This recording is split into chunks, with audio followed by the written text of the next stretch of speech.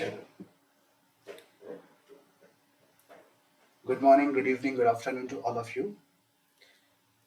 CA final audit का revision lectures हम लोगों का ये चल रहा है। उसमें देखो, ऐसे 200, 210, 220 and 230 we have already covered. And सबसे जो खास बात है ये रिवीजन लेक्चर्स का, उसमें एक चीज आप लोगों को बता देता हूँ। ये जो नोट्स है ना, इसमें मतलब सिर्फ ऐसा नहीं है कि आप लोगों का कॉन्सेप्ट रिवाइज हो रहे हैं, इसके साथ साथ जो भी क्वेश्चंस आंसर्स है ना, वो भी इसमें ऑलरेडी इनकॉर्पोरेटेड है। सो अगर आप लोग, ये टोटल 67 पेज का नोट्स है एसेज का। तो अगर आप लोग ये 67 का नोट्स मेरे साथ साथ पढ़ लेते हो तो आपका सारा क्वेश्चन बैंक भी कवर हो गया इसमें। So this is the speciality of these revision videos. तो guys, without wasting any further time, let us jump on to essay 240. essay 240 का टाइटल क्या है? The auditors responsibilities relating to fraud in an audit of financial statement. क्या है? The auditors responsibilities relating to fraud in an audit of financial statement. So ये ऐसे का की point is fraud. ठीक है, ओके। तो यहाँ पे देखो 5-6 कॉन्सेप्ट डिस्कस होंगे। First concept is risk factors relating to misstatements arising from misappropriation of assets। तो यहाँ पे क्या है? risk factors relating to misstatements arising from misappropriation of assets। इसमें देखो, incentive और pressure to commit fraud। there must be an incentive or pressure to commit a fraud। इसमें क्या है? Management is under pressure. The pressure could be external और internal to achieve unrealistic financial targets. Unrealistic financial targets के वजह से management is under pressure. Second second risk factor क्या है? A perceived opportunity to do so. A perceived opportunity to do so, इसका क्या explanation है? When internal control is weak and internal control can be overridden. मतलब जहां पे internal control weak है and internal control can be overridden है, that means there is a perceived opportunity to commit the fraud. And the third risk factor is rationalization of the act of fraud।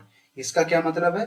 Individual possessing an attitude or a set of ethical values that allow them knowingly to commit the fraud। देखो, यहाँ पे 3 बातें हैं। There must be an incentive or pressure to commit the fraud। Second point is a perceived opportunity to do so। Third point is rationalization of the act of fraud। इसका मतलब क्या है? Individual possessing an attitude, यहाँ पे main point है attitude और set of ethical values that allow them to knowingly commit the fraud।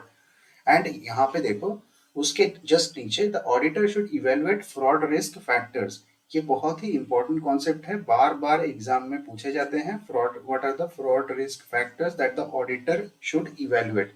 The auditor should evaluate below fraud risk factors. Auditor should inquire to TCWG and management. अभी क्या inquire करेगा? With respect to responses to the inquiries are inconsistent with other audit evidences। मतलब the auditor should inquire to the TCWG and management with respect to the responses to the inquiries are inconsistent with other audit evidences, and उसके बाद he needs to further investigate the inconsistency। fraud by the देखो यहाँ पे क्या है? fraud by the management और TCWG is proved। मतलब first point क्या है? Auditor should inquire. अभी इंक्वायरी करने के लिए क्या होगा? मतलब इंक्वायरी का जो रिस्पॉन्स आएगा उसके साथ जो अदर ऑडिट एविडेंस का जो इनकंसिस्टेंसीज है उसको ऑडिटर इवेलुएट करेगा। उसके बाद ही needs to further investigate the inconsistency. Further investigation करने के बाद जहां पे fraud by the management and TCWG are proved and auditor concludes based on audit evidences obtained, based on the audit evidence obtained where the auditor concludes that the fraud by the management and TCWG is proved। in that case auditors का responsibility क्या क्या होता है?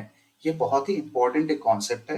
तो देखो, यहाँ पे 2 discussion होगा। एक तो section 143 of the companies act 2013, Section 143 of the Companies Act 2013, and the second thing is कारो 2016 जो पुराना था, अभी 2020 में भी वही होगा।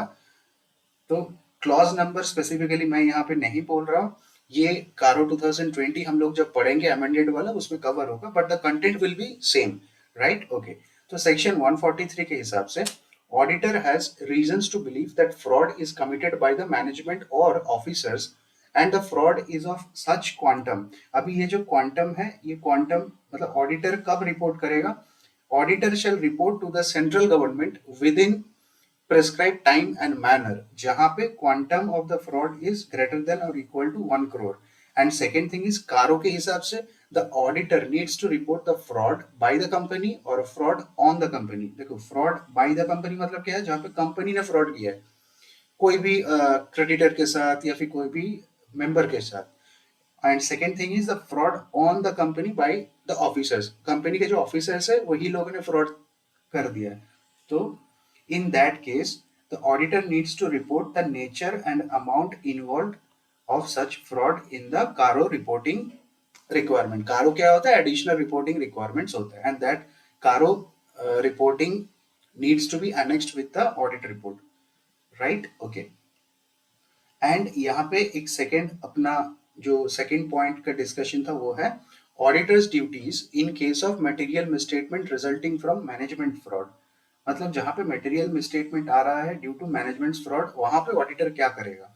As per SA 240 the auditor is responsible for obtaining reasonable assurance that the financial statement taken as a whole are free from material misstatement whether due to fraud or error, right? तो ये वाला चीज, ये ऐसे का punch line, हर ऐसे का एक पंच लाइन मैं बोलता हूँ आपको, ये ऐसे का ये पंच लाइन है। मतलब क्वेश्चन का आंसर जब आप लोग लिखोगे तो ये जो पैराग्राफ है ये आप लोग ये ऐसे का हर एक क्वेश्चन में लिख सकते हो, राइट? एंड लिखना जरूरी है, उसमें आप लोगों को मार्क्स भी मिलेंगे। As per SA 240 the auditor is responsible for obtaining reasonable assurance that the financial statement taken as a whole are free from material misstatement whether due to fraud or error। अभी when obtaining reasonable assurance auditor needs to maintain an attitude of professional skepticism। then auditor should recognize possibility of misstatement due to fraud could exist। मतलब auditor का जो professional skepticism nature है उसके हिसाब से he shall keep his mind open that there should be a possibility of material misstatement due to fraud and in spite of the honesty integrity of the management TCWG based on past experiences। तो वो possibility उसको consider करना होगा कि there must be a possibility of material misstatement due to fraud by the management in spite of the honesty and integrity of the client based on his past experience। अभी देखो past में वो client honest था, अभी भी वो honest रहेगा ऐसा तो ऑडिटर एज्यूम नहीं कर सकता है ना, then he will be guilty of negligence, right? Okay, so इतना हम लोगों का कवर हुआ। Third thing is auditors duties in case of suspected fraud. जहां पे फ्रॉड सस्पेक्ट किया जाता है इन दैट केस ऑडिटर्स का रिस्पॉन्सिबिलिटी क्या होगा? As per SA 240 on the auditor's responsibilities relating to fraud in an audit of financial statement, fraud can be committed by the management by various means। अभी management कैसे कैसे fraud कर सकता है? fictitious journal entry particularly towards end of accounting period to manipulate operating results। ये बहुत ही एक common सा तरीका है जिसमें से मैनेजमेंट फ्रॉड कर सकता है। क्या है? फिक्टिशियस जर्नल एंट्री पास कर देगा particularly towards end of accounting period. इसको हम लोग ऐसा भी बोलते हैं ना कई बार कि एडजस्टिंग एंट्रीज मारने का। तो मैनेजमेंट अगर ईयर एंड के टाइम पे एडजस्टिंग एंट्रीज कर रहे हैं, फिक्टिशियस जर्नल एंट्रीज, तो वहां पे पॉसिबिलिटी ऑफ फ्रॉड है। And second thing is, if as a result of material misstatement resulting from fraud or suspected fraud, a question on auditor's ability to continue performing the audit arises। मतलब auditor को ये assess करना चाहिए कि उसको ये engagement continue करना है कि नहीं। तो यहाँ पे ऑडिटर का रिस्पॉन्सिबिलिटी क्या होगा? देखो दो है। तो यहाँ पे जो रिस्पॉन्सिबिलिटी ऑफ द ऑडिटर है उसको मैंने दो पार्ट में डिवाइड करके रखा है। First part is auditor needs to determine professional or legal responsibilities applicable in the circumstances if there is a requirement to report to persons who appointed him or to regulatory authority। तो यहाँ पे auditor को जो requirement है regarding reporting requirements auditor को applicable होता है वो है section 143 of the companies act and Caro requirements. तो as per section 143, auditor needs to immediately report to audit committee. Company अगर ऑडिट कमिटी है तो ऑडिट कमिटी को इमीडिएटली रिपोर्ट करना पड़ेगा with in 2 days of such fraud. कब से? From his knowledge, जब से ऑडिटर को पता चला कि there is a possibility of fraud by the management, तो ऑडिटर को ऑडिट कमिटी को इन्फॉर्म करना होगा विद इन 2 days. एंड कब करना पड़ेगा? Where the amount involve is greater than और इक्वल टू 1 crore. देखो यहाँ पे कैसा है, जो फ्रॉड है अगर अप टू 1 crore है देन ऑडिट कमिटी को रिपोर्ट करना होगा, एंड ग्रेटर देन और इक्वल टू 1 crore है then the auditor needs to report to the central government. अभी ये रिपोर्ट में क्या क्या रहेगा? नेचर ऑफ द फ्रॉड रहेगा, अमाउंट इन्वॉल्व रहेगा एंड पार्टीज इन्वॉल्व. तो ऑडिटर को 3 चीज सेंट्रल गवर्नमेंट को रिपोर्ट करना पड़ेगा या तो ऑडिट कमिटी को रिपोर्ट करना पड़ेगा. क्या क्या? Nature of the fraud, amount involve and parties involve. Then तो ये वाला जो पार्ट है ये भी आप लोग थोड़ा इसको इम्पोर्टेंट मार्क कर दो. फ्रॉड है अप टू 1 crore तो audit committee, greater than equal to 1 crore तो सीजी को रिपोर्ट करना पड़ेगा.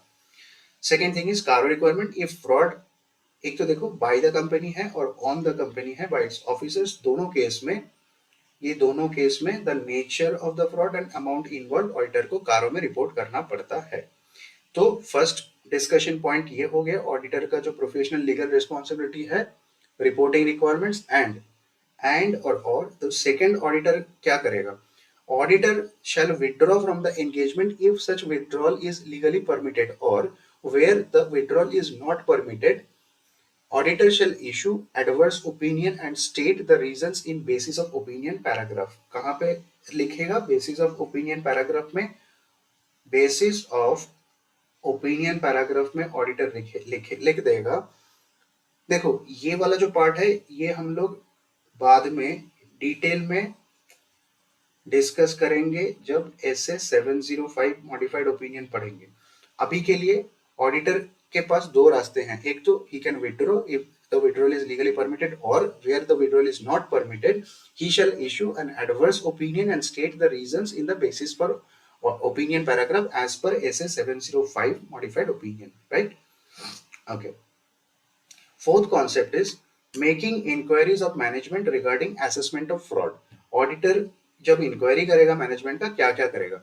मैनेजमेंट एसेस मतलब auditor needs to check the following. यहाँ पे क्या है? Making inquiries of the management regarding assessment of fraud. Then the point is auditor needs to evaluate the following. नीचे वाला जो भी है ऑडिटर को वो इवेल्युएट करना पड़ेगा. Management's assessment of risk of material misstatement due to fraud, management's process of identifying fraud risk factors. तो ऑडिटर को ये सब चीज चेक करना पड़ेगा एंड उसके बारे में मैनेजमेंट को इंक्वायर करना पड़ेगा. क्या है? Managements assessment of risk of material misstatement due to fraud, management's process of identifying fraud risk factors. Third thing is management's communication to TCWG, management's communication to employee if any, on its views of ethical business practices. Then management is responsible for internal control and preparation of financial statement. Management is responsible, we all know management is responsible for maintenance of internal control system and preparation of financial statement. Auditor shall inquire the management regarding management's own assessment of risk of fraud and controls in place to detect it. Auditor क्या करेगा? The auditor shall inquire the management regarding management's own assessment of risk of fraud and controls in place to detect it. Fifth point is ways to accomplish fraudulent financial reporting. जो management है वो fraudulent financial reporting करता है. अभी कौन कौन सा तरीका ऐसा है जिसमें से फाइनेंशियल रिपोर्टिंग को फ्रॉडुलेंट बना सकते हैं, मतलब to show a fictitious financial result. क्या है? First thing is manipulation, falsification, alteration of accounting records. Second is misrepresentation और omission from financial statement of certain significant information. First point क्या था? Management can do manipulation, falsification, alteration of accounting records. Second point is misrepresentation or omission from financial statement of certain significant information, जो उसको गायब भी कर दिया. मतलब financial statement में कोई ऐसा इंपॉर्टेंट बात है जो कंपनी ने रिपोर्ट ही नहीं किया. Third thing is to defraud the members, मतलब to defraud the shareholders. Third thing is intentional misapplication of accounting principles relating to recognition, measurement, disclosures. मतलब कंपनी का जो कंपनी यूजुअली जो अकाउंटिंग प्रिंसिपल्स एम्प्लॉय करती है उसका फाइनेंशियल रिपोर्टिंग के लिए, तो वहां पे intentional miss application of accounting principle कर सकता है मैनेजमेंट. किस लिए करेगा? टू मतलब for recognition, measurement and disclosure of financial items. Then management often commits frauds by overriding internal control using below techniques. क्या क्या वैसा टेक्निक है मैनेजमेंट का? Recording fictitious journal entry, particularly towards end of the period to manipulate operating results. एक तो ये हो गया. Next thing is omitting recognition of transactions in financial statement. तो financial statement से गायब कर दो. Third thing is concealment, non-disclosure of significant facts. तो एक तो है, देखो, first point is the management can record fictitious journal entries towards end of the period to manipulate operating results. Second point is they can omit recognition of transactions in financial statement. Third point is concealment और non disclosure of significant facts. Fourth point is they can change assumptions, estimates ununiformly. मतलब जो समझो management जो assumptions या तो estimates लेता है, estimates समझो फेयर वैल्यू मेजरमेंट के लिए estimate चाहिए होता है. तो for an example fair value measurement का जो estimate होता है, मैनेजमेंट क्या करता है? वो हर साल उसको चेंज करते जाता है. तो अनयूनिफॉर्मली मतलब यहाँ पे मैनेजमेंट जो assumptions या फिर estimates ले रहा है एंड दे चेंजेस इट अनयूनिफॉर्मली, तो ये भी एक अलर्ट है. सिक्स तो नहीं होगा यहाँ पे, देखो ये पॉइंटर्स में थोड़ा सा गड़बड़ हो गया था. This is our point 4 and this is our point 5. तो पॉइंट 5 क्या है?